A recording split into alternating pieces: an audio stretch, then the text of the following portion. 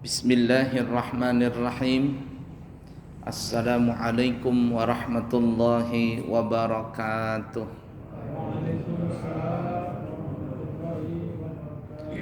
Alhamdulillahi rabbil alamin.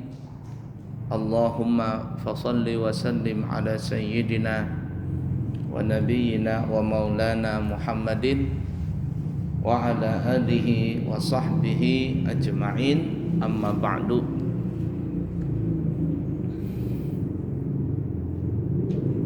Mari kita lanjutkan pelajaran kita. Kemarin sudah membahas jamak qasar, jamak ketika sakit dan ketika hujan ya. Selanjutnya apa sekarang? Hari Jumat adalah pemimpin dari segala hari-hari dalam seminggu. Baik, kemudian kita juga kemarin membahas tentang masalah sholat Jumat dan sudah masuk ya. Kita kemarin sudah sedikit tentang pembahasan sholat Jumat. Kemudian selanjutnya adalah lanjut. Sholat Jumat adalah lebih afdal dari segala sholat-sholat fardu yang lain dan jamaahnya adalah lebih afdal dari segala jamaah-jamaah yang lainnya. Baik. Dan sholat Stop. Jumat Pelan-pelan aja. Salat Jumat ini adalah salat yang paling afdal daripada segala salat apapun juga. Salat apapun juga itu paling afdal salat Jumat. Sepakat para ulama. Makanya ada yang mengatakan ya, kalau ingin melihat orang Islam, agama Islam itu sudah kuat. Kalau mau lihat nih orang Islam dan agama Islam kuat, arti kuat itu berarti dia sudah jaya, sudah segalanya, sudah hebat. Itu dilihat adalah di salat Jumatnya. Kalau salat Jumatnya itu banyaknya seperti hari raya Jumatnya nih ya, maka disitulah kejayaan Islam sudah tampak. Ada dua salat sih yang dilihat ya. Yang pertama adalah Jumat tadi. Yang kedua adalah subuh. Jadi kalau subuhnya itu jamaah kita, jamaah subuh banyaknya itu sama seperti jamaah salat Jumat, dan jamaah Jumat banyaknya seperti jamaah salat hari raya. Disitulah betul-betul Islam itu sangat jaya, sangat kuat dan seterusnya dan seterusnya. Tapi kalau seandainya subuhnya adalah jamaah yang paling sedikit daripada salat yang lainnya dan Jumatnya tidak sebanyak hari raya, kita masih banyak berandai-andai. Artinya masih jauh harapan orang Islam dan agama Islam ini betul-betul jaya. Coba di masjid kita ini kira-kira jamaah yang paling sedikit jamaah apa? Zuhur, asar, subuh, maghrib, isya. Subuh kan ya? Itu paling sedikit jamaah itu. Mungkin banyak juga subuhnya kalau seandainya ada nasi padang begitu. Ya, ceramah pengajian subuh kemudian nasinya nasi padang begitu kan ya. Banyak. Ala kulli hal seperti itu. Jadi patokannya di situ ya.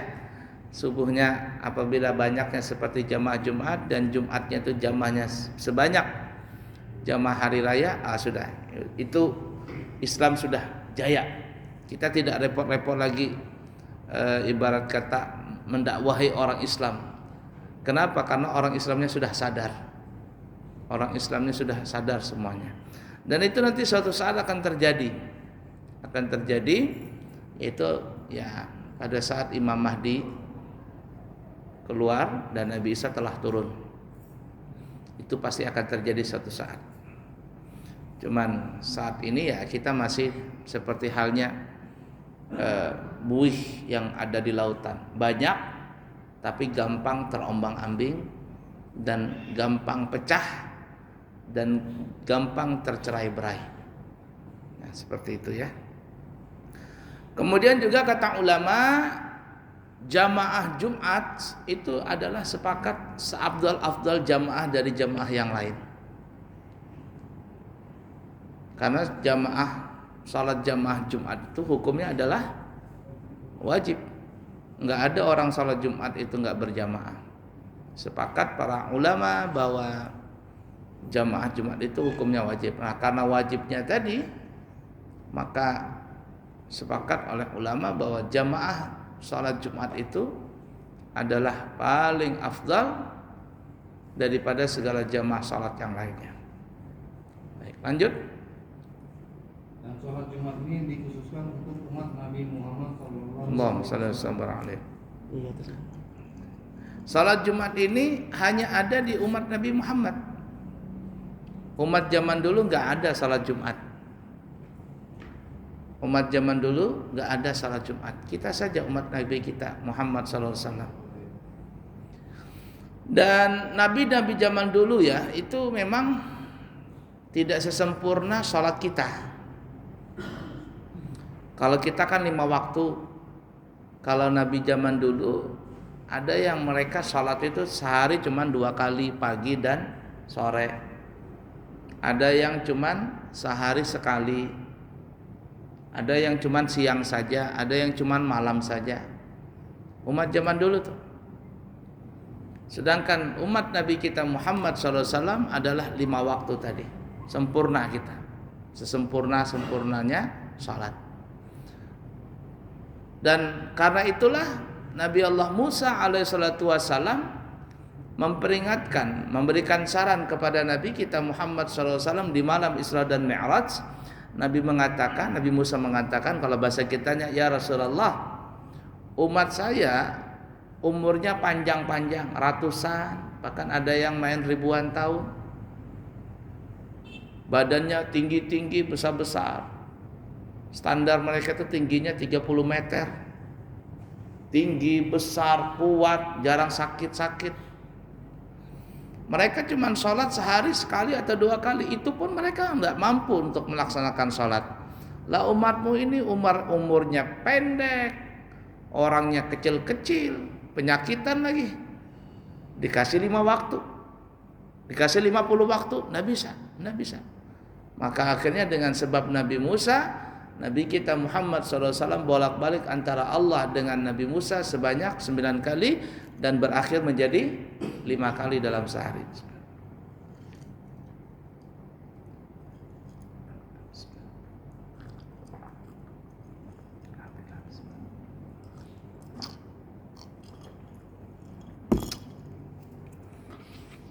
Dan kemudian juga tata cara salat Nabi zaman dulu itu tidak sesempurna kita. Kalau nabi-nabi zaman dulu itu mungkin ada yang mereka cuma salat berdiri saja. Berdiri saja. Dan ini dikatakan seperti salatnya Nabi Allah Sulaiman alaihissalatu wassalam. Itu konon katanya Nabi Sulaiman itu salatnya cuma berdiri, enggak ada ruku, enggak ada sujud, enggak ada duduk, berdiri saja. Dan oleh karenanya Nabi Sulaiman itu meninggal dunia dalam posisi berdiri. Ada yang mengatakan ketika Nabi Sulaiman dalam posisi berdiri itu adalah posisi dalam mengerjakan sholat. Nabi Yunus itu ada yang mengatakan sholatnya beliau cuma sujud saja. Cuman sujud saja. Makanya ketika dalam perut ikan nun, Nabi Sulaiman itu sujud. Mungkin Nabi yang lain ada cuman duduk saja. Cuman duduk saja sholatnya. Dan lain sebagainya. Tapi Nabi kita Muhammad sallallahu alaihi wasallam tata caranya itu adalah tata cara seperti tata cara sholatnya Nabi Ibrahim. Makanya dikatakan di dalam malam Isra dan Mi'raj itu Nabi kan disuruh berhenti sebanyak 5 kali. Di Masjidil Haram, di depan Ka'bah sholat dulu. Di Bethlehem, Baitul Lahmi, di Madinah, kemudian di Tursina, kemudian yang terakhir di Baitul Maqdis. Kata ulama, perintah sholat belum ada, tata cara sholat belum ada. Lalu bagaimana Nabi mengerjakan sholat itu? Bahkan di Baitul Maqdis Nabi memimpin sholat di antara para Nabi dan Rasul semuanya. Nah kata ulama, Nabi kita itu melaksanakan sholat seperti hal tata caranya gerakan sholat Nabi Allah Ibrahim alaihissalatu wassalam. Makanya syariat kita dengan syariat Nabi Ibrahim itu banyak yang sama. Seperti berhaji, berkurban, tata cara sholat, berkhitan. Hampir rata-rata semuanya sama. Ya, cuman kita Nabi Muhammad lebih sempurna lagi. Dan agama Nabi Ibrahim itu agama Islam ya. Inni wajjahtu wajhiya lilladzi fataras samawati wal arda hanifan muslima. Wa ma ana minal musyrikin. Inna salati wa nusuki wa mahyaya wa mamati lillahi rabbil alamin. La syarika lahu wa bidzalika umirtu wa ana minal muslimin.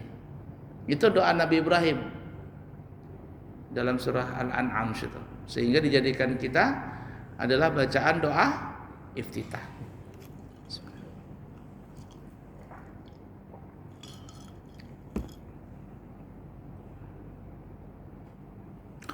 Nah, begitu juga halnya salat Jumat ini khusus untuk umat Nabi Muhammad.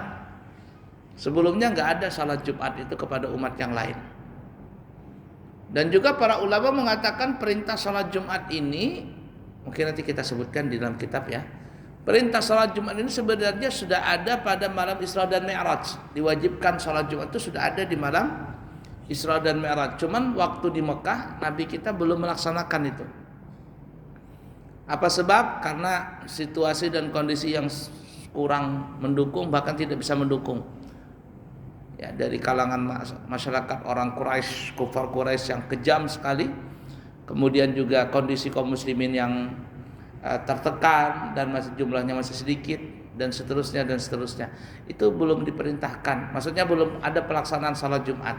Tapi perintah Jumat itu sudah ada di malam Jumat, di malam Isra dan Mi'raj itu. Pelaksanaannya belum. Baik, lanjut.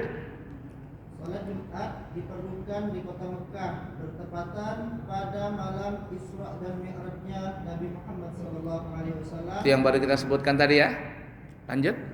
Dan yang pertama kali melaksanakan salat Jumat adalah As'ad bin Zurarah radhiyallahu anhu bersama Mus'ab bin Umair radhiyallahu anhu di daerah Quba di kota Madinah. Nah, itu beliau yang pertama kali melaksanakan. Dua sahabat tadi, siapa namanya? As'ad bin Zurarah dengan Mus'ab bin Umair. Dua sahabat ini yang melaksanakan salat Jumat di Masjid Quba. Pertama kali itu. Nah, nanti kita akan sampai jumlah orang salat Jumat itu berapa? Kalau mazhab Syafi'i kan berapa? 40 orang. Di mana dalilnya kok bisa 40 orang? Nanti kita akan bahas semuanya. Tapi nanti ada pendapat yang mengatakan bahwa Jumat itu boleh dilaksanakan satu imam, satu makmum. Satu imam, satu makmum. Tapi tidak masyhur pendapat ini. Mungkin saja ulama yang berpendapat demikian itu karena mengambil pendapatnya sahabat tadi As'ad dengan Umar. Nah, yang dua sahabat tadi itu bisa saja. Nanti kita akan sampai ya, ada 18 pendapat kalau tidak salah. Pokoknya belasan pendapat di antara ulama tentang masalah jumlah jamaah salat Jumat. Ada satu imam, satu makmum, satu imam, dua makmum, satu imam, tiga makmum. Cuman yang paling masyhur adalah satu imam 40 makmum. Bukan, satu imam 39 makmum. Jadi totalnya 40. Satu imam jamaahnya 39. Sekurang-kurangnya seperti itu. Dan semuanya itu harus penduduk kampung di situ. Kalau pendatang semua nggak ada salat Jumat. Nanti kita akan sampailah semuanya itu ya. Akan sampai pembahasannya semuanya insyaallah. Baik, lanjut.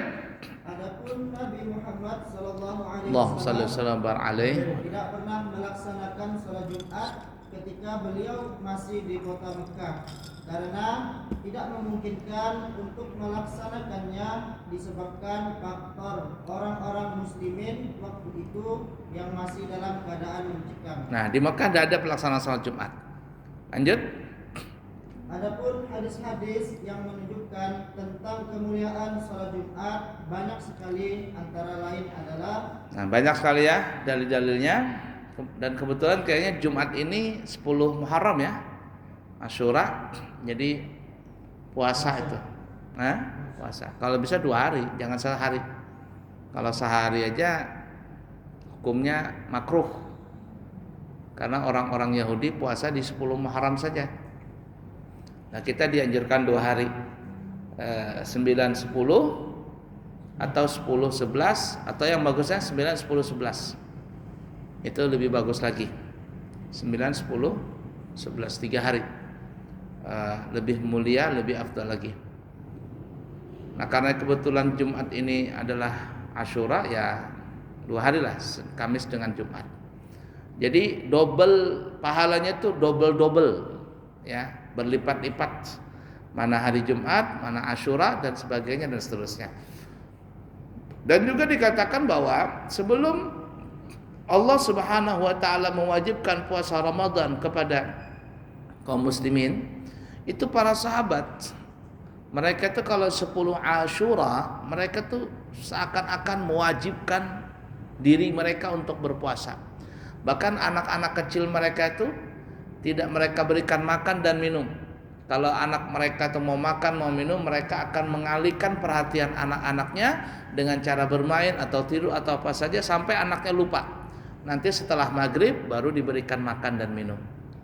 Tapi setelah ada kefarduan untuk berpuasa Ramadan, maka puasa Asyura itu hukumnya cuma menjadi sunnah saja. Nah, jadi kemuliaan Jumat besok hari ini, lusa ini double sekali pahalanya. Pertama adalah di hari Jumat, kemudian yang kedua Asyura. Baik, fadilah tentang Jumat banyak sekali. Silakan hadisnya. As-salawatul khamsu wal jum'atu ila al-jum'ati wa ramadhanu ila ramadhan. Kafaratun lima Ramadhanu ila Ramadan. Ya, sebenarnya ila Ramadan ya. Enggak apa-apa lah. Ya, ada 2 pendapat itu bacanya. Lanjut. kafaratun lima bainahunna idza tusibatil kaba'ir. Lanjut. Artinya bermula di antara waktu-waktu salat fardu dan di antara Jumat dengan Jumat yang akan datang dan di antara Ramadan dengan Ramadan yang akan datang, semua itu akan menghapuskan segala dosa di antara waktu-waktunya selama seseorang itu tidak melaksanakan dosa-dosa besar. Hadis riwayat Imam Muslim.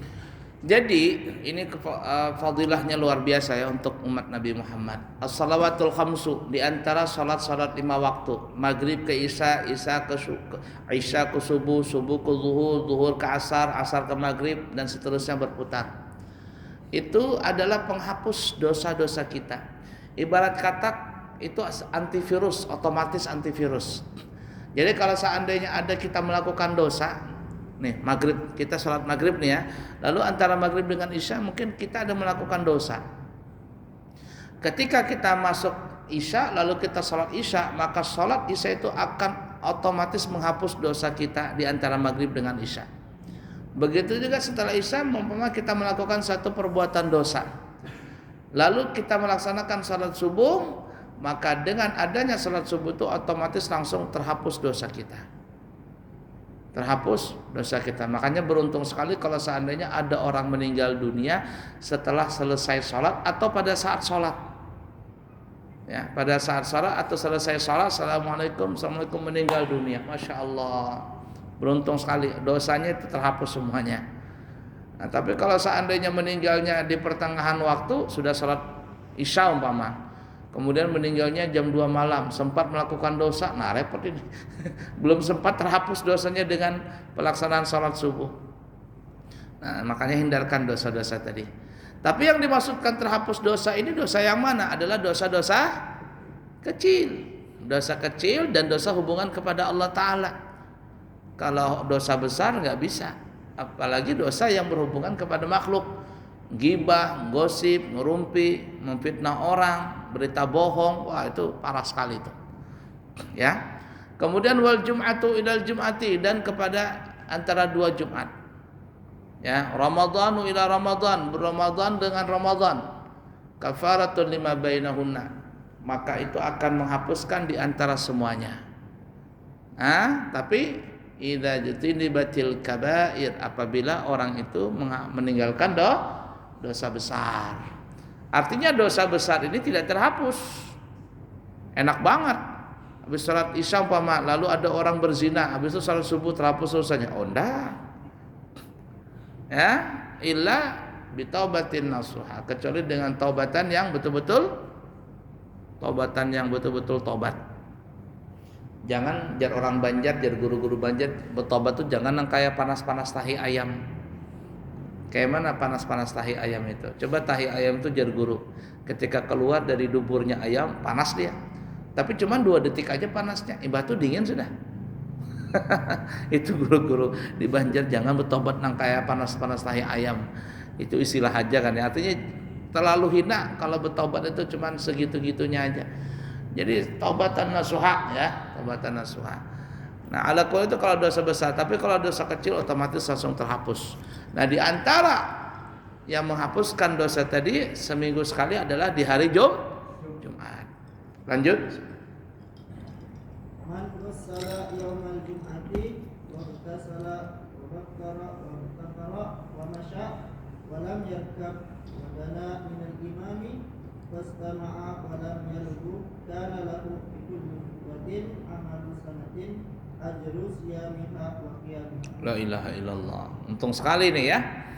Lanjut, artinya Barang siapa mandi pada hari Jumat, lalu dia datang di waktu pagi dan dia datang dengan berjalan kaki, tidak bertunggangan, lalu dia duduk dekat dengan imam sambil mendengarkan apa yang disampaikan di dalam khutbah, dan dia tidak berkata-kata sia-sia sewaktu mendengar khutbah, maka dia mendapatkan setiap langkahnya pahala selama setahun orang yang berpuasa dan beribadah siang dan malam. Hadis riwayat Imam Ahmad dan Imam At-Tirmidzi. Ayo, di sini kan banyak pensiun nih. Yang pensiun dengarkan hadis ini. Kalau yang bekerja repot. Nah, siapa yang mandi dan bebersih-bersih? Man ghassala waqtasala, siapa yang mandi dan bebersih-bersih. Artinya bukan hanya mandi doang, tapi mandi, bebersih-bersih, pakai sabun, pakai sampo, bulu ari-ari dipotong, bulu ketiak dipotong, kuku dipotong, itu namanya ghassala waqtasala, mandi dan bebersih-bersih. Kemudian orang itu setelah mandi bersih, berpakaian rapi, lalu datang ke masjid, ke tempat pelaksanaan salat Jumat. Kapan datanya? Ibtakara, pada waktu pagi. Artinya semakin cepat datang semakin baik. Jangan datang belakangan, pulang duluan. Subhanallah, kalau kita lihat di masyarakat Banjar, tapi bukan di Banjarmasin ya, mungkin ada di Banjarmasin, tapi kalau di daerah kampung-kampung ya masih kayak di Amuntai, kayak di Barabai, kayak di Martapura, ya artinya yang masih banyak orang tuanya, masih banyak santri dan sebagainya, itu kalau mereka di hari Jumat itu jam 8, jam 7 itu mereka sudah ada di masjid. Yang tua-tua nih ya, kalau yang muda enggak tahu dah. Yang tua-tua yang sudah pensiun atau yang mereka yang sudah enggak kuat-kuat lagi. Jadi mereka tuh salat subuh malam Jumat tuh ya, malam Jumat mereka baca sholawat apa semuanya. Kalau mereka nggak ada maulidan, mereka baca sholawat nariyah sampai malam gitu. Habis itu mereka salat tahajud. Nanti subuh, mau dekat subuh mereka bangun, lalu salat subuh berjamaah. Subuh Jumat, melaksanakan salat alif lam sajadah, surah ad-dahar dan seterusnya. Kemudian duduk setelah salat subuh itu. Salat subuh, kemudian baca surat Kahfi dan seterusnya sampai masuk Isyraq. Setelah Isyraq mereka salat Isyraq. Setelah itu mereka pulang sebentar, mandi-mandi, bersih-bersih, ada hajatnya apa begitu ya, mau ke kebun sebentar, meriksa apa begitu. Nanti mereka datang lagi jam 8, jam 9 sudah masuk ke masjid. Duduk di masjid itu, baca sholawat nariyah sekarang sampai 4.444 kali baca sholawat nariyah. Atau baca dalail khairat. Satu kitab tuh sekali duduk habis. Lailatul Qadar mungkin kalau dibaca satu gini asalkan lancar ya setengah jam sampai 1 jam habis itu. Baca Quran ini itu duduk aja dia mereka. Nah sampai kapan? Sampai pelaksanaan salat Jumat, sampai orang pada pulang semua. Setelah pulang baru mereka pulang. Kerjaannya itu aja. Bahagia mereka? Oh bahagia sekali. Kenapa bahagia? Karena mereka tidak memikirkan dunia. Nah kita ini pusing dalam sholat memikirkan dunia, ketika mengaji memikirkan dunia, sampai terguring-guring pun terpikir dunia, dikejar-kejar hutang kita. Dalam tidur itu dikejar orang. Nah, mereka tenang hidupnya. Nah di kampung-kampung tuh masih banyak seperti itu. Mereka datang berpagi-pagi. Nah kemudian wadana dan imam, berdekat kepada imam. Artinya bukan di ujung-ujung duduknya. Kalau kita kai-kai itu ya di kampung itu mereka ada memang sholat itu di depan ini khusus untuk orang tua-tua. Terkadang mereka sudah di situ atau di pojokan atau apa begitu. Yang penting di sop pertama mereka. Sop pertama. Nah, tapi ada juga sebagian yang mereka tuh datang duluan tapi mereka agak belakangan. Di pojok cari tiang begitu atau cari tiang untuk bersender. Nah, ada juga begitu. Kalau kita pergi ke Mekah ya, pergi ke Mekah ke Madinah itu selain Masjid Nabawi, Masjidil Haram ya. Kalau masjid-masjid biasa termasuk di Masjid Namira, masjid apa namanya? Masjid di Uhud apa namanya? Lupa saya. Di Madinah itu. Itu di sop pertama ini, sop pertama atau sop kedua atau sop ketiga itu ada seperti model senderan. Senderan, coba yang nanti kita berangkat umroh nanti ngelihat ya. Dia senderan begini, tapi senderan itu bisa juga untuk duduk. Jadi senderan, tapi bisa juga duduk. Jadi kalau orang-orang tua itu datang, mereka mau duduk di lantai boleh sambil bersender, atau mereka duduk di atas. Jadi serbaguna itu untuk senderan bisa, untuk duduk di atas yang tua-tua nggak mau duduk di bawah, duduk di atas boleh. Nah kemudian pakai rehalnya ada yang begini, ada rehal yang tinggi, rehal tinggi. Jadi mereka baca Quran begitu sambil duduk sambil baca Quran. Banyak sekali orang-orang Arab seperti itu masih banyak. Ya, ala kulli hal datang berpagi-pagi dekat dengan imam lalu mendengar khutbah dan jangan berbicara yang tidak ada manfaatnya, apalagi ketika khatib sedang berkhutbah, ngobrol ini ngobrol itu dosa. Nah kalau seandainya kita lakukan tadi ada kurang satu ya, datang dengan berjalan kaki. Nah repot saya ini kalau saya nggak bisa.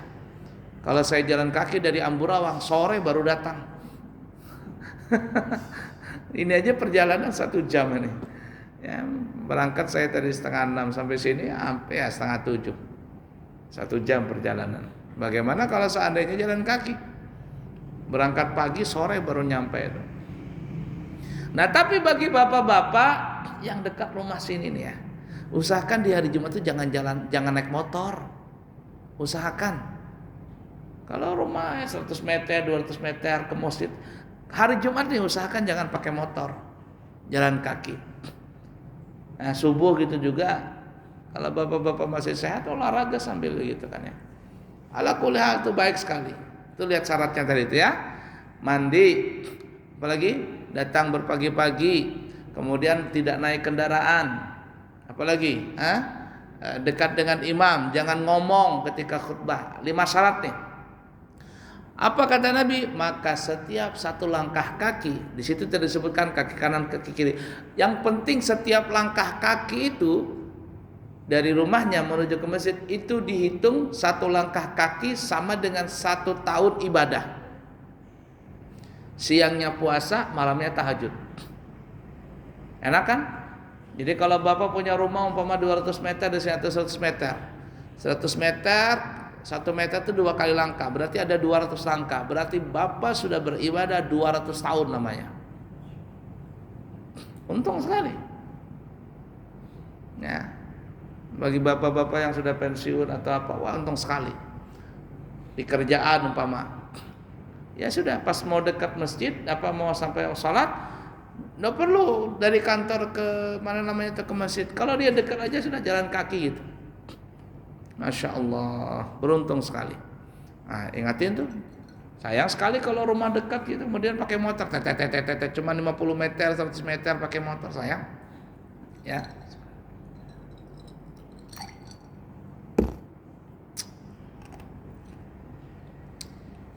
Berarti di sini saya nggak dapat pahala setiap Jumat ini, kan jauh banget kan. Khotib itu jauh sekali itu ya. Tapi ala kuliah mungkin bisa saja ya itu zaman dulu kan, karena zaman dulu kan dekat-dekat saja rumahnya. Sekarang kita jauh-jauhan. Konon, wallah alam benar atau tidaknya, cuman ada yang mengatakan kota Madinah di zaman Nabi itu hanya sebesar Masjid Nabawi sampai halaman Masjid Nabawi. Ini umpama ini Masjid Nabawi, ini Masjid Nabawi sini ya. Ini halamannya nih, ini pintu 1, pintu 2, pintu 3, ya ada pintu 203, 396, pintu-pintu ini. Ini pintu nih. Nah, di luar sini ini baru hotel. Dulu konon katanya kota Madinah itu hanya sebesar areal Masjid Nabawi dan halaman Masjid Nabawi. Segitu aja kota Madinah besarnya. Kota Madinah zaman Nabi waktu itu. Di luar daripada halaman Masjid Nabawi itu sudah luar kota Madinah. Makanya kalau Nabi itu sering ya setiap minggu. Nabi dari Madinah ke Kuba itu jalan setiap hari, setiap minggu maksudnya. Datang ke sana untuk melaksanakan salat di Masjid Kuba. Nah, sekarang dari Madinah itu satu garis lurus tuh sampai ke Kuba sana. Kalau jalan kaki mungkin kurang lebih jalan santai hampir 1 jam lah jalan santai. Tapi ramai, samping kanan kiri warung apa semuanya. Nah, itu Masjid Nabawi zaman dulu. Nah, bayangkan kita jalan kaki dari keluar hotel ring 1, ring 2 umpamanya masuk ke Masjid Nabawi itu. Nah, tapi sekarang kita bagaimana? Saya kayak di Amburawang jalan kaki. Tapi ala kulli hal insyaallah Allah Maha Pemurah. Ya, Allah Maha Pemurah. Intinya kalau bapak-bapak dekat jangan pakai motor ya. Usahakan di hari Jumat jangan pakai motor. Ya, jalan kaki lah, jalan kaki. Ala kulli hal. Lanjut.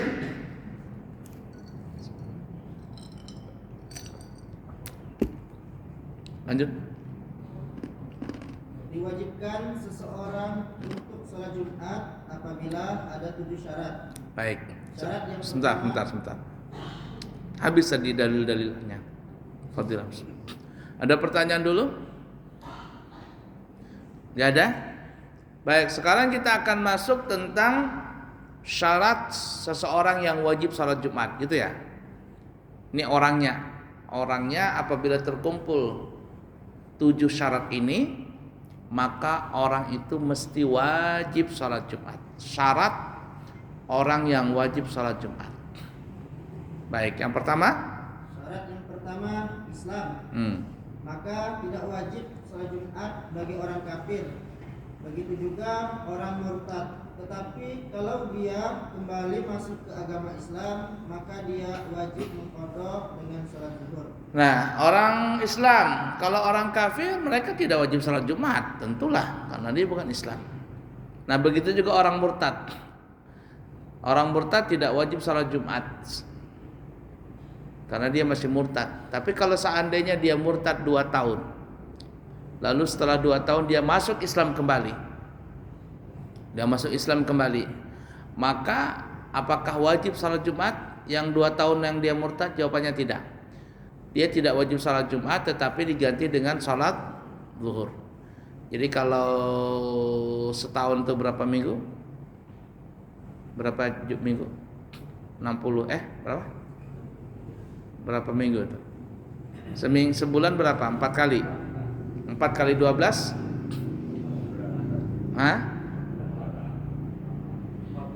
48. Anggaplah ditambahin karena ada yang 5 minggu dalam sebulan kan ya. Ya, anggaplah 50 atau 52. Jadi dia wajib mengqadha salat Jumat sebanyak, bukan Jumat ya, zuhur sebanyak 52 kali. Bukan salat Jumat diqada tapi zuhur. Saya berapa kali mengislamkan orang murtad itu. Orang murtad saya islamkan kembali. Rata-rata banyak perempuan yang murtad itu. Islamkan kembali ya terpaksa diqadha semuanya. Kalau dia 2 tahun meninggalkan salat ketika murtad, 2 tahun itu juga dia mengqadha salatnya. Dipotong dia masa haid. Kalau haidnya seminggu berarti dalam sebulan hanya ada 23 hari. 23 kali 12. Kalikan saja berapa kali salat sudah itu. Wajib diqadha, zakatnya wajib diqadha, puasanya wajib diqadha, apalagi qadha semuanya itu. Kewajiban-kewajiban tadi. Baik, yang pertama ya. Kemudian yang kedua, balik. Maka tidak wajib bagi anak yang belum balik, tetapi sah salatnya bagi anak yang sudah mumayyiz.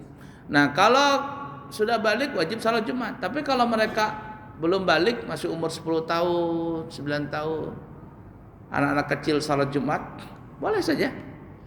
Ya, boleh saja. Dan kalau mereka salat Jumat, si anak-anak yang belum balik ini maka tidak perlu ke salat zuhur. Karena sudah mengganti salat zuhur tadi dengan salat Jumat. Balik ya. Cuman memang problem anak-anak ini ya, kalau salat Jumat ributnya tuh ya. Amin, amin, amin katanya. Ribut sekali. Apa kalau sudah baca Fatihah? Ghairil maghdubi 'alaihim waladdallin. Imam belum selesai. Dallin. Amin. Amin. Amin, amin. Anak-anak namanya. Tapi masjid itu, saya pribadi ya melihat kalau masjid itu masjid yang makmur adalah masjid yang banyak anak-anak. Masjid itu maju, kalau saya melihat masjid itu ramai, maju adalah masjid itu diisi dengan anak-anak. Tapi kalau masjidnya nggak maju, contoh adalah masjid yang diisi sama orang tua yang sudah mau mati-mati itu, mohon maaf nih ya, yang sudah tua-tua itu yang ngisi, itu masjid nggak ada kemajuan. Nah terus terang saja, di masjid itu kalau banyak anak muda, anak kecil, berarti masjid itu makmur, ada generasi. Ribut biarkan saja lah, kita juga dulu masih kecil ribut. Saya masih kecil aja di Masjid Aswad itu lari-lari dimarahin sama satpam. Biasa. Ya, enggak apa-apa. Nah, itu juga saya melihat masjid itu kalau dia banyak anak mudanya, anak kecilnya, berarti itu masjid maju tuh. Maju, kegiatannya ramai tuh. Tapi kalau cuma diisi sama orang tua-tua, kata saya dia sudah nih. La yamutu wa la yahya, enggak bermutu karena kurang biaya. Masjidnya enggak bermutu karena kurang biaya. Mau nguncang penceramah enggak berani, mengadakan pengajian enggak berani. Ada mutunya. Ala kulli hal seperti itu. 2 ya. Apalagi yang ketiga? Berakal. Maka tidak wajib bagi orang yang gila, bahkan tidak sah salatnya. Ini orang gila jangan salat Jumat, mahaur aja nanti. Pas salat Jumat, pas gila habis. Ya, berapa banyak orang jadi khatib dikejar sama orang gila. Ya, sampai di Mekah tuh pernah juga, entah gila atau apa tuh. Yang jelas gila lah, enggak mungkin orang berani lagi khatib diserang sama seseorang kecuali orang gila saja. Imam salat tiba-tiba datang orang ditepaknya imamnya, gila ternyata. Ya, jangan orang gila jangan salat Jumat. Enggak sah dan juga nanti bikin kacau lagi nanti. Ya, jadi harus balik dan berakal. Baik, cukup sekian dulu ya. Nanti kita sambung lagi selanjutnya. Alhamdulillahirabbil alamin.